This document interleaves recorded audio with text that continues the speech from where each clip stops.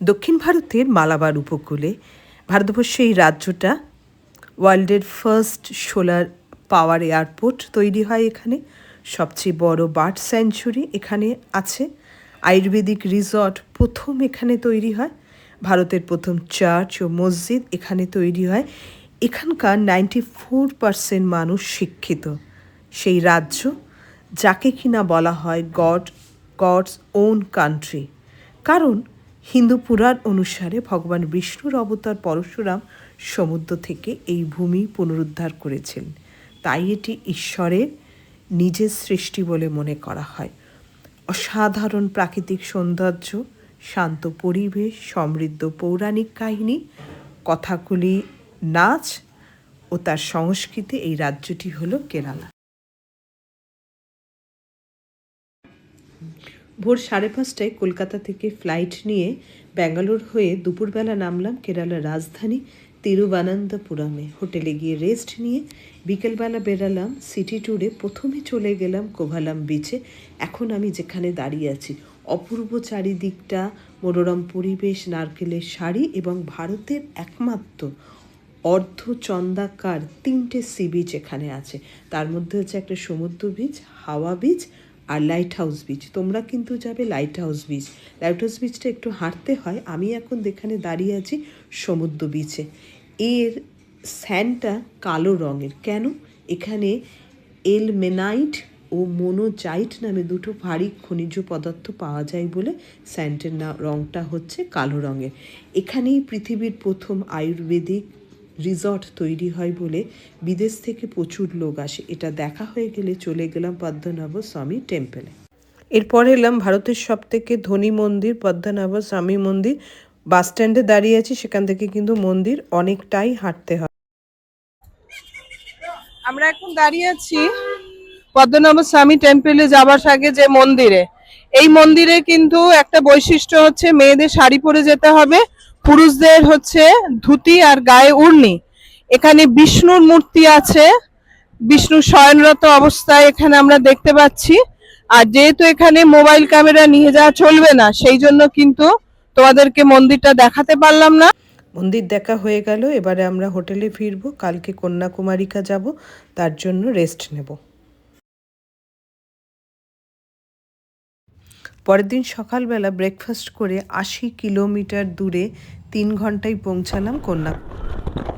অনেকদিনের ইচ্ছা ছিল ভারতের শেষ প্রান্ত যেটা আছে কন্যাকুমারী, এবং কন্যাকুমারীর সাথে একটা বাঙালির একটা নস্টালজিক সম্পর্ক আছে, সেটা হচ্ছে বিবেকানন্দ রক।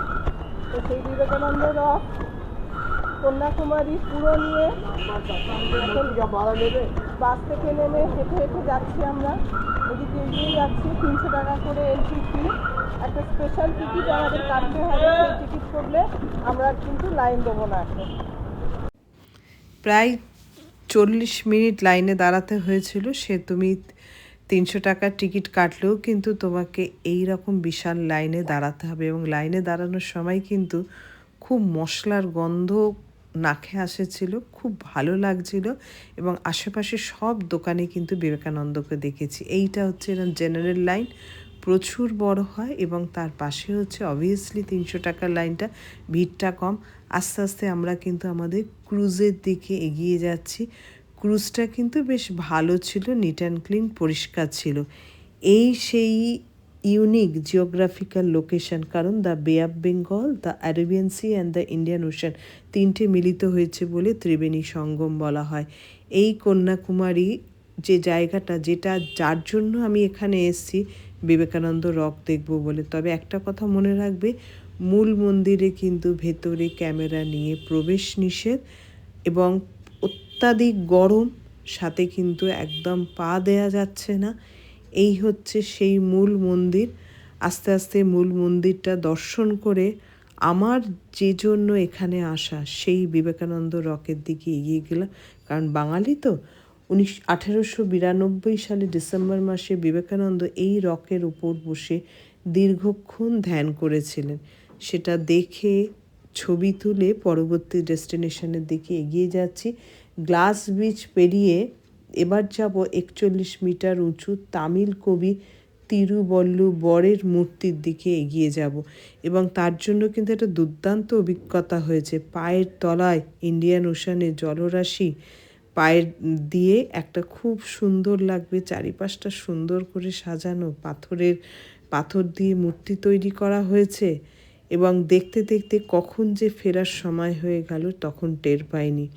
ফেরার অভিজ্ঞতা কিন্তু খুবই খারাপ, তবে হ্যাঁ, যখন উঠেছিলাম জলেতে তখন কিন্তু দারুণ লাগছিল।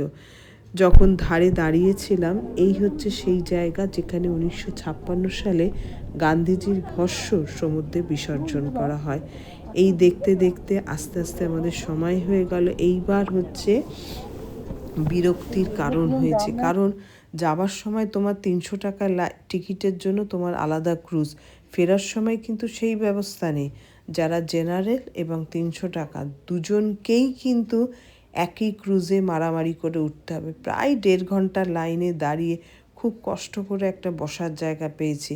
এই শহরটা কন্যাকুমারী হয়েছে কারণ একটা মন্দিরের জন্য। আমাদের ঠিক ছিল নেমে সেই মন্দিরে যাব, কিন্তু 1.5 ঘন্টা লাইনে দাঁড়িয়ে প্রচণ্ড গরম, এতটা বিরক্ত লাগছিল, আমি অন্তত আর মন্দিরে যাইনি। এবার আমরা পরের ডেস্টিনেশনের দিকে এগিয়ে গেলাম।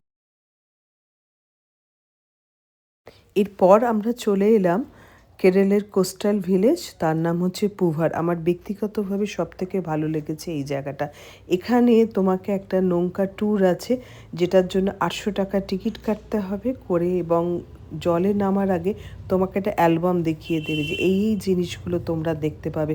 তাদের মধ্যে হচ্ছে ম্যানগ্রোভ অরণ্য আছে, অ্যামাজনের মতন জঙ্গল আছে, খুব সুন্দর ব্যাকওয়াটার আছে, বিভিন্ন ধরনের পাখি দেখতে পাওয়া যায়।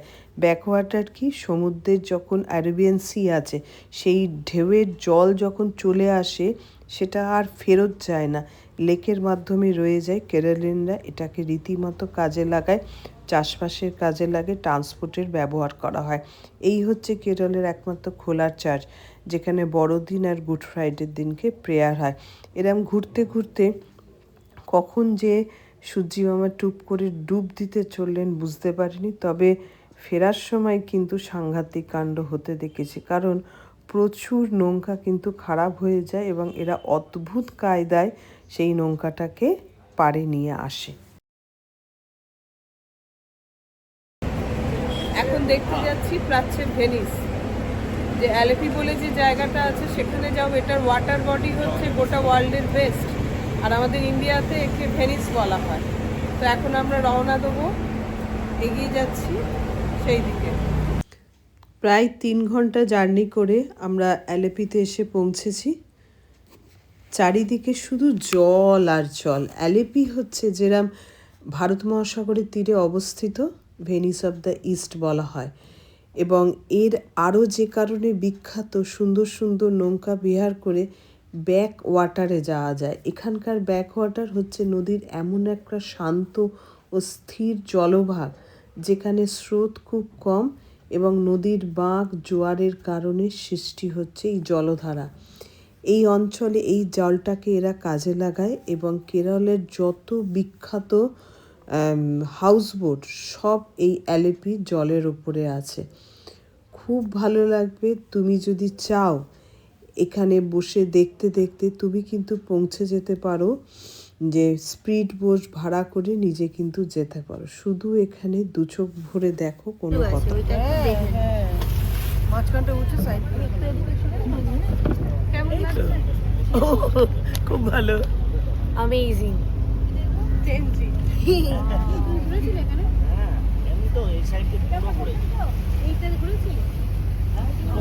যারা পেছনে আছেন কেমন লাগছে? দারুণ, কেমন লাগছে? ভাষায় প্রকাশ করতে পারছি না। এইদিকে যারা, তারা কি একটু চুপচাপ? এই সেই বিখ্যাত জায়গা যেখানে ভারতের ঐতিহ্যবাহী নৌকা বাইচ হয়, নেহেরু ট্রফি। আর এই অ্যালেপি শব্দের অর্থ হচ্ছে এমন একটা জায়গা, সমুদ্র আর নদীর মধ্যবর্তী অঞ্চল, চারিদিকে জল আর জল। ভারত মহাসাগরের দিকে আমরা কিন্তু একটু একটু করে এগিয়ে যাচ্ছি। এবার আমাদের ফেরার বেলা। আবার এখানে সূর্যি মামা টুক করে ডুব দিচ্ছে। একটা মন ভালো করা অভিজ্ঞতা নিয়ে আমরা আস্তে আস্তে হোটেলের দিকে ফিরে এলাম। পরের দিনে ডেস্টিনেশনের জন্য তৈরি হলাম। এরপরে এলাম কুমিলিতে। কুমিলিতে এসেই বিকেলে 300 টাকার টিকিট কেটে দেখতে গেছিলাম মার্শাল আর্ট। খুব সুন্দর অনুষ্ঠান, কিন্তু আগে যাবে, গেলে কিন্তু ভালো করে উঠে জায়গা পাবে।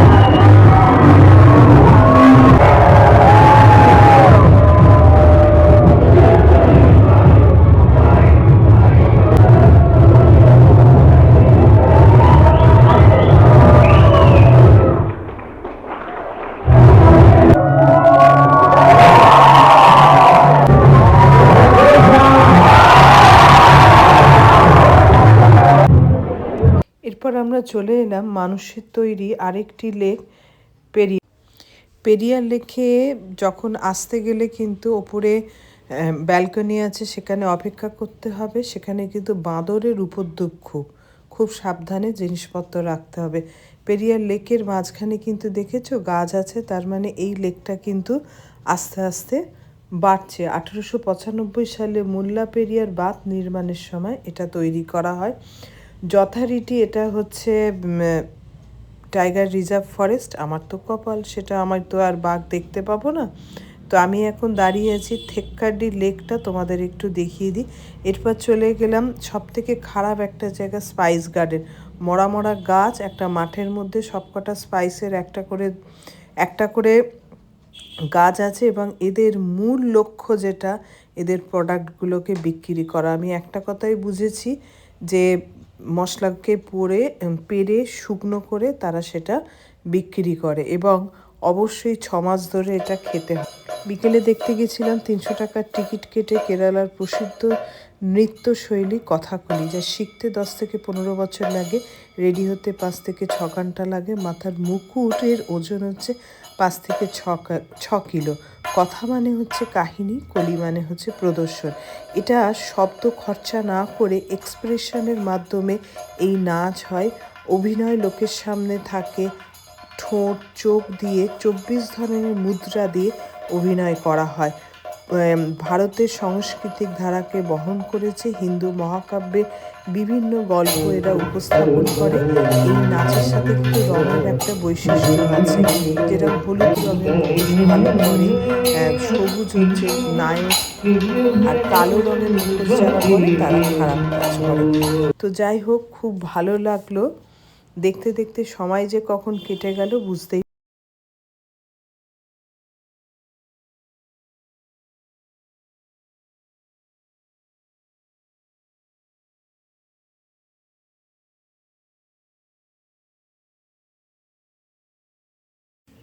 এরপরে আমরা রওনা হলাম মুন্নারের দিকে।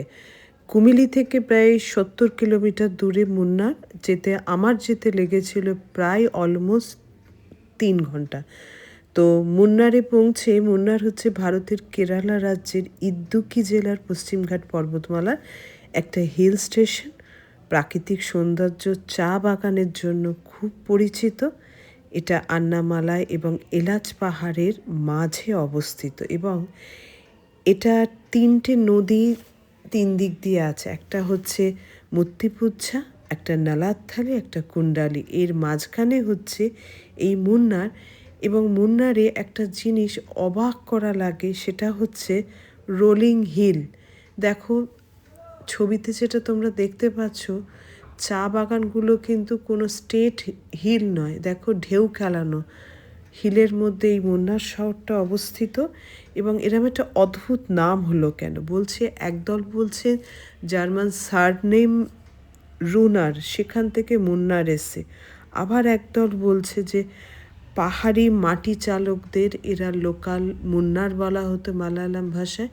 আবার আরেক দল বলছে যে ঘোড়সওয়ার সৈনিকরা এখানে থাকতো, সেই জন্য তাদের এখানে বলা হয় মুন্নার বলা হয়। চারিদিকে এরকম ড্যাম্পের থেকে জল, প্রাকৃতিক সৌন্দর্য। হ্যাঁ, অবশ্যই মুন্নার এলে মুন্নার বাজার থেকে কিনবে হ্যান্ডমেড চকলেট আর তার সাথে আয়ুর্বেদিক চা অবশ্যই কিনতে তোমরা ভুলবে না।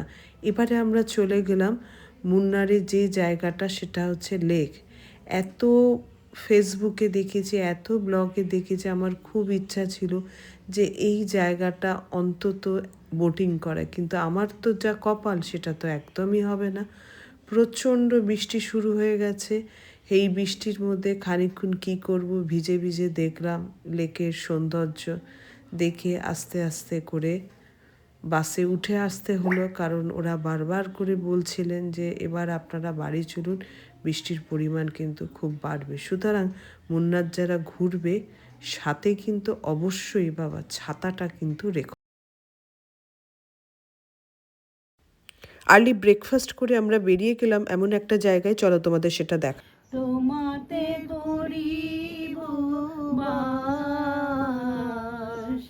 দীর্ঘ দিবস দীর্ঘ রজনী, দীর্ঘ বরষ মাস, যদি আরো কারে ভালোবাসো, যদি আরো ফিরে নাহি আসো, তবে তুমি যাহা চাও তাই যেন পাও, আমি যত দুঃখ পাই গো, আমারও পরানো যা চায়। তুমি তাই, তুমি তাই গো, আমারও পরানো যা যায়। কেমন লাগছে? দারুণ দারুণ লাগছে, নীলগিরি পাহাড়ের মাঝখানে খুব বসে ভালো লাগছে। কেমন লাগছে? এই বনি বনি একটা গান কর, ও দাঁড়, ও হিন্দি। জায়গাটা হচ্ছে এরাকুলাম ন্যাশনাল পার্ক। এখানে আসতে গেলে পার্কের নির্দিষ্ট জায়গায় তোমাকে আসতে হবে, সেখান থেকে বাস তোমাকে এই জায়গাটা নিয়ে আসবে। তবে মনে রাখবে আর্লি মর্নিংয়ে আসবে, 8টা থেকে বাস সার্ভিস চালু হয়ে যায়, না হলে কিন্তু খুব ভিড় হয়, তোমার উঠতে কিন্তু অনেকটা টাইম লেগে যাবে। এই যে ওঠার পর আস্তে আস্তে আমি আস্তে আস্তে আস্তে আস্তে করে উঠে যাচ্ছি, আমরা এগিয়ে যাচ্ছি। চারিপাশটা সুন্দর প্রাকৃতিক সৌন্দর্য দেখতে দেখতে আমরা এখানে আসার এই একটা কারণ, এটা হচ্ছে থার, একমাত্র এই অঞ্চলে পাওয়া। दिल हारी हारी मैं दिल हारी, तेरे नाम से जी लूं, तेरे नाम से मर जाऊं, तेरे नाम से जी लूं, तेरे नाम से मर जाऊं, तेरे नाम के सदके में कुछ ऐसा कर जाऊं, तूने क्या कर डाला, मर गई मैं, लुट गई मैं, हो री हाहारी हो गई मैं, तेरी दीवानी दीवानी, तेरी दीवानी दीवानी। থার হচ্ছে হরিণ প্রজাতির এক ধরনের পশু। তো আস্তে আস্তে আমরা উঠছি, চারিপাশে সুন্দর মেঘ মনে হচ্ছে হাত ছুঁয়ে যাচ্ছে। এর সাথে আরেকটা কথা তোমাদের জানিয়ে রাখি, 12 বছর বাদে বাদে নীল কুঞ্জুরি বলে একটা ফুল হয়, এবং সেই ফুলের জন্য গোটা নীলগিরি পর্বতমালা চা বাগান ছাড়া পুরো নীলে নীল হয়ে যায়, সেই জন্য কিন্তু এই পর্বতমালার নাম নীলগিরি। তো এখানে তোমরা চাইলে, জানি না, এখানে কিন্তু বেশ কিছু অটো ওপরে উঠছিল, আমি অবশ্য পুরোটা ওপরে উঠিনি, আমি অর্ধেকটা উঠে এখানে বসেছিলাম। তার মধ্যে যেটুকু দেখা যাচ্ছে দেখে আমরা হোটেলে ফেরত গেলাম। কি নীন্দ নাই, রাত বেড়ে চলে আমার শরীরের ভিতর, লাগে টান শিরায় শিরায়, জানি না কেন ঘুম আসে না যে চোখে, থাকি আমি কিসের অপেক্ষায়, না জানি क्यों दिल यूं सताए, बीते है रात पर नींद ना आए, जागी आंखों में सपनों के साए, सजते हैं यूं कि नींद ना आए, न जाने क्यों बीते है रात।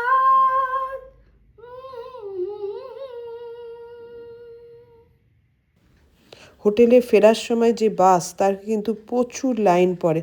যাই হোক, মন ভালো করে আমরা মুন্নার ছাড়লাম। রাস্তায় যেতে যেতে এরম কত যে ছোট ঝর্ণা দেখেছি, একরাশ ভালো লাগা নিয়ে মুন্নার ছেড়ে কোচির দিকে এগিয়ে গেলাম।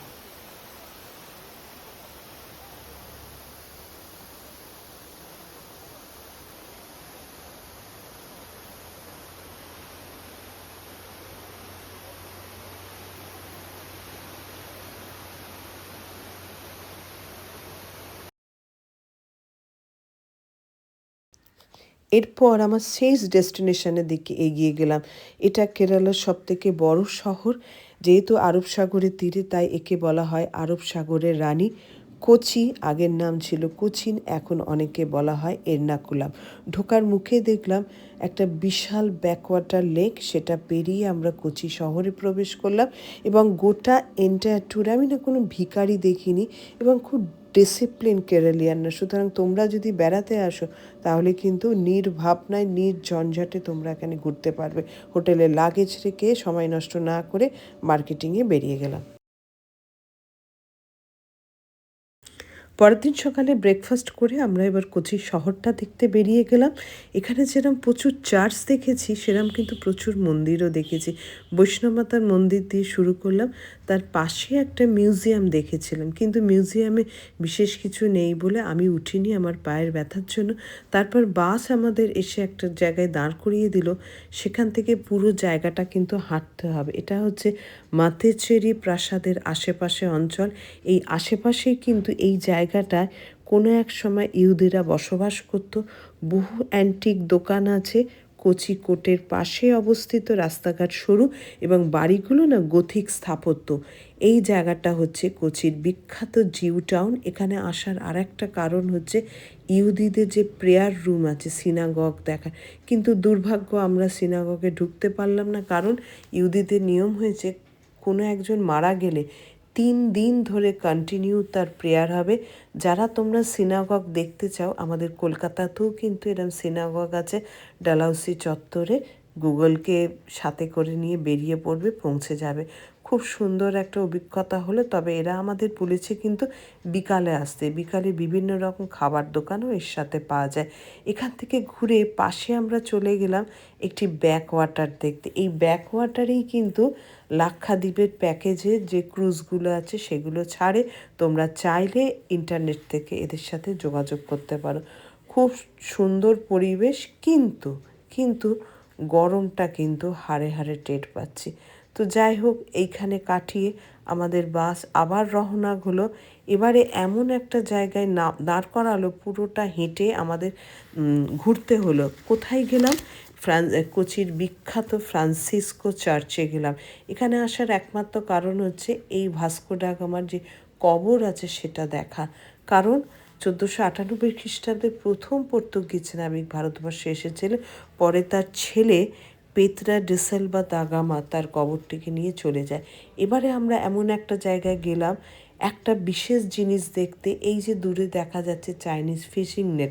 আমাদের যেরকম কলকাতার সিগনেচার ফটো হচ্ছে ভিক্টোরিয়া মেমোরিয়াল, হাওড়া ব্রিজ, ঠিক সেরকম কোচির কিন্তু সিগনেচার ফটো হচ্ছে এই চাইনিজ নেট। এই চাইনিজ নেটের বৈশিষ্ট্য হচ্ছে চীনাদের কাছ থেকে এরা শিখেছিল এবং সেগুন কাঠ, বাঁশের খুঁটি, নেট দিয়ে তৈরি হয়। 6 জন মিলে টেনে একসাথে এখান থেকে মাছ ধরে। আমরা এখন দাঁড়িয়ে আছি মাতেচেরি প্রাসাদের বিভিন্ন জায়গায়। এখানে দেখা হয়ে গেলে আমরা হোটেলে ফিরে লাঞ্চ করে অপেক্ষা করলাম। আমাদের ক্রুজ টাইম হচ্ছে 5টা, কারণ আমরা সানসেট দেখব। আমরা এবার বোটিং পয়েন্টে চলে এলাম। একটা কথা আছে না, বাঙালি যেখানে 4 হতে 1 হয়, তার আজকে প্রমাণ দেখাচ্ছি। বেড়াতে এসো এটা কিন্তু হয়ে যাচ্ছে। এই যে কথা বন্ধ কেন, দাও না কথা, দাম কম তুলো না কিন্তু না না বলেছে তোমরা দাদু বলে বলো, আমরা কিন্তু রিয়েল ছবিটা এখন পাবে ওকে ভোদর বলে বলো, ভোদর ভোদর। ওর কথা কিছু বলতে হয় তাহলে বলো কি রে দাদুর কি খবর, তা বড় বাবুর কি খবর, এরকম তো গল্প চলে। বাঙালির জায়গায় এক জায়গায় হবে, গল্প না করে থাকতে পারে। আমরা কেরালাতে এসেও বেশ আড্ডা দিচ্ছি, ভালোই লাগছে। মানে রিয়েল ছবিটা পেলে না। গল্প শেষ হয়ে গেলে আমরা নির্ধারিত সময়ে ক্রুজ ছাড়লো। আমরা আস্তে আস্তে করে ক্রুজের মধ্যে বসলাম এবং এইখানে এই ক্রুজেতে 16টা স্পট আমাদের দেখিয়েছিল এবং এখানে ট্যুর গাইড আমাদের সাথে ছিল। তুললো তার সুন্দর বর্ণনা। बैकवाटर बोलते हैं, पूरा समुद्र का पानी है। This is a lake, is a name Pampanad lake, the biggest lake Kerala, around 300 kilometre, पूरे 300 किलोमीटर फैला हुआ लेक है। आप सब एलपी पैम्पनाड लेक जी, आप सब एलपी कुमारगांव पुआर घूम के आए ना सब जगह।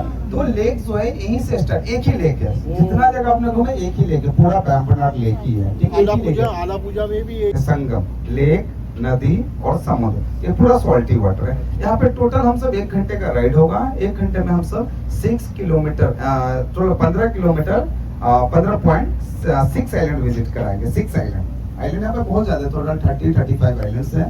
बट हम ये पोलघाटी पैलेस 18वीं सेंचुरी में बनाया गया था डच लोगों ने अपने रहने के लिए। जब यहाँ से पोर्चुगीज, डच, ब्रिटिश सब चले गए तो जाने के बाद गवर्नमेंट ने, केरला गवर्नमेंट ने European church, san Francis church built by Portuguese.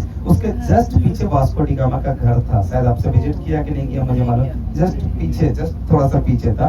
और 1770 जब आप इंटर करो तो टाइल्स इंडस्ट्री नहीं थी, तो इसलिए वो टाइल्स डैमेज नहीं हो इसके कारण शूज और स्लीपर ओपन कराया जाता है। मैं धर्म से हिंदू हूँ, तो बारिश ही होती रहती है यहाँ पे, सबसे ज्यादा मानसून यहाँ पे आती है। दूसरा है इंडिया का एक पार्ट है मेघालय, चेरापूंजी जी, वहाँ पे सबसे ज्यादा, यहाँ पे नेचुरल बहुत ज्यादा है। यहाँ पे आपको फ्री नेचुरल शुद्ध हवा देखने को मिलेगी। केरला में जो इनकम ऑफ सोर्स दो ही है, फिश और टूरिस्ट। इनकम सोर्स वल्लार पारा। यहाँ की जो लोकल लैंग्वेज है मलयालम लैंग्वेज थोड़ा आप सब नहीं पढ़ पाओगे, यहाँ का डिफिकल्ट है पढ़ना और बोलना। तो इसको मनमोहन सिंह ने सैंक्शन किया था, जब उनकी सरकार थी उन्होंने सैंक्शन किया था। इसको बनने में भी तो टाइम लगा। जब उनके सामने साइन हुआ था, पेपर कंप्लीट हुआ था, बट जैसे ही साइन हुआ वैसे बन तो नहीं जाएगा ना, बनने में 10 साल लगा इसको, 10 साल 15 साल लगा बनने में, ठीक है। तो फाइनल मनमोहन सिंह ने किया था। एक इसमें लिखा हुआ डीपी वर्ल्ड, ठीक है, डीपी वर्ल्ड में दुबई पोर्ट वर्ल्ड। यहाँ की जो गहराई है 80 फीट है, 80 फीट अभी गहराई पे, 80 फीट, ठीक है, 80 फीट यहाँ की गहराई है। ओके, तो यहाँ से Dubai, Sri Lanka, Saudi, Gujarat, Maharashtra, Bengal, every state, every country metal transport किया जाता है, फिर कार्गो के थ्रू, ठीक है। यहाँ पे सबसे ज्यादा एग्रीकल्चर होती है मसाले का और नारियल। डेवलपमेंट इंडिया कहेंगे या घूमने जाओ, वेस्ट बंगाल के ग्रुप बहुत जगह घूमने जाते, डेवलपमेंट इंडिया घूमते जाते रहे, बट सब जगह का टूर শুরু হলো আমাদের বিকেলে ক্রুজ। আজকে সানসেট দেখে তারপর ব্যাক করব। টোটালটা হচ্ছে 1 ঘন্টার জন্য।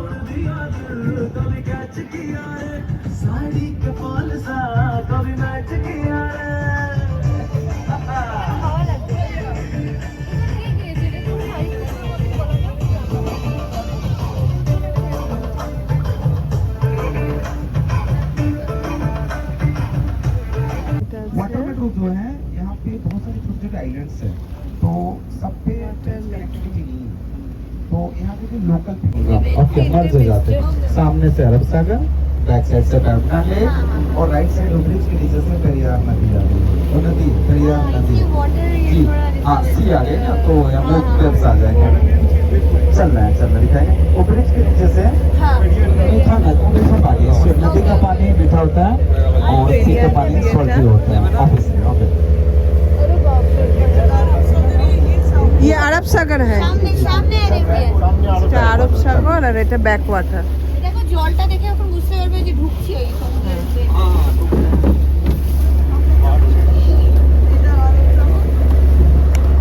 अंदर जब गए मतलब राजा रानी की कमेंट्स लगे थे राजा वीर किरण वर्मा का वो महल था तो इसलिए और नीचे जो थे वो उनके कुल देवता कुल गुरु थे विष्णु टेम्पल और शिवा टेम्पल नीचे उसके अंदर में morning 5 o'clock evening 6 o'clock open होता है बाकी फुल डे क्लोज रहता है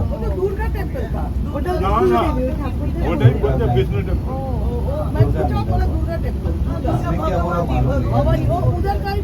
बस टेम्पल ही बोल दीजिए इसको रोड इसमें 2 wheeler 3 wheeler 4 wheeler vehicle transport किया जाता है इसमें 2 wheeler 3 wheeler 4 wheeler car bus truck सब यहाँ से लोड करते हैं और वहाँ पे अनलोड करते हैं एक लोड एक जा रही है एक आ रही है उधर भी है दोनों every 20 entry only for NRI Indian not allow inside this hotel आजादी से पहले यहाँ पे बोर्ड लगा था Indians and dog not allow inside this hotel हाँ Indians and dog not allow inside this hotel ठीक है उनके जाने के बाद अभी डॉग्स हटा दिया ओनली लिखा है Indians not allow inside this hotel only for आप गूगल पे सर्च करेंगे इसमें जब ईस्ट इंडिया कंपनी यहाँ पे आई थी ईस्ट इंडिया कंपनी का गोडाउन है ईस्ट इंडिया कंपनी के बारे में सुने ना ईस्ट इंडिया की केरला के अंदर में घुसने के लिए एक यही चैनल है तो यहाँ पे 24 आवर्स कस्टम पोस्ट स्लॉट और नहीं 24 आवर यहाँ पे ड्यूटी करते हैं 16th सेंचुरी की हिस्ट्री है ठीक है अभी न्यू की कोई सेंचुरी नहीं सब 15 16 की है ये जो राइट साइड आपको फर्स्ट एक बिल्डिंग दिख रही है Kochi first 5 star hotel Taj Malabar the UltraTech cement factory raw material come from Gujarat Kandla ports बहुत वीआईपी आइलैंड्स है इसमें आने के लिए 4 रास्ते हैं बाय ट्रेन এই জাহাজ যে জাহাজটা ওয়ার্ল্ড ট্যুর করায় ट्रक के केस में पकड़ा इसी में ट्रक्स ले रहा हूं ওয়ার্ল্ড ট্যুর করতে গেলে 25 লাখ টাকা দরকার লাগে আর এটা ওয়ান নাইট স্টে হচ্ছে 12,000 টাকা एक आदमी का इसके अंदर में बिल्कुल पास में आपको क्रूज दिख रहे होंगे ऊपर स्विमिंग पूल में रहेंगे ये शिप जो है अभी डिनर इनका केरला में होगा और ब्रेकफास्ट श्रीलंका में करेंगे उसका ओनर कौन है इसका